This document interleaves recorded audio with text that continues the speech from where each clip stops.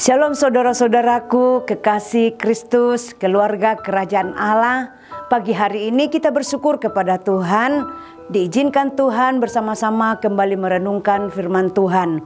Tema kali ini tentang belas kasih. Di dalam kitab Matius 9 ayat 36 dikatakan di sana, melihat orang banyak itu, tergeraklah hati Yesus oleh belas kasihan kepada mereka. Karena mereka lelah dan terlantar seperti domba yang tidak bergembala. Saudara-saudaraku, pelayanan Yesus dilakukan dengan berkeliling ke rumah-rumah ibadat dan memberitakan kebenaran Allah, serta menyembuhkan orang-orang yang sakit. Banyak orang yang mengikut Yesus. Dan melihat orang banyak itu, tergeraklah hati Yesus oleh belas kasihan. Karena mereka lelah dan terlantar seperti domba tanpa gembala. Yesus Tuhan yang kita sembah adalah pribadi yang penuh dengan belas kasihan. Apakah belas kasih itu?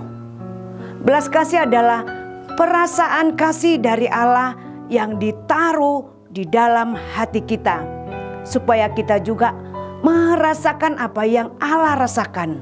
Ada dua petunjuk dari hasil belas kasihan, yaitu yang pertama, belas kasihan mendatangkan dan memberikan pengharapan. Dimanapun kita berada, seharusnya kita menjadi berkat. Itulah yang semestinya terjadi jika kita sungguh-sungguh mengenal belas kasih dari Allah.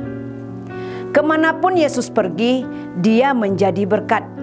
Belas kasihan dari Allah akan membuat kita bisa mengucapkan kata-kata penghiburan, kata-kata yang membangun dan kata-kata yang menguatkan.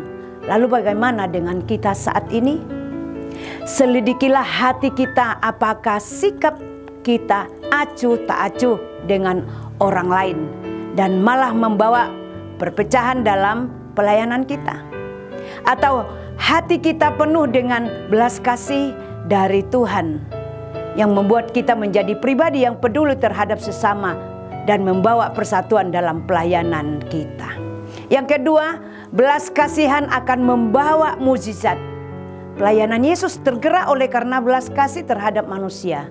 Jika hati kita dipenuhi belas kasihan dari Allah, maka akan tergeraklah kita untuk melayani, menolong, mendoakan, dan hal itu akan membuat mukjizat dapat terjadi dalam pelayanan kita.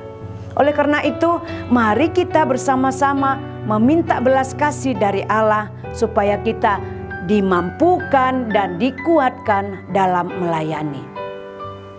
Sehingga kita dapat membawa kerajaan Allah dan damai sejahtera di dalam pelayanan kita. Amin buat renungan kita hari ini. Jika Bapak Ibu terberkati oleh renungan kita hari ini, silahkan like, komen, subscribe, bagi-bagikan kepada saudara-saudara kita agar mereka juga dapat mendengarkan kebenaran firman Tuhan. Haleluya.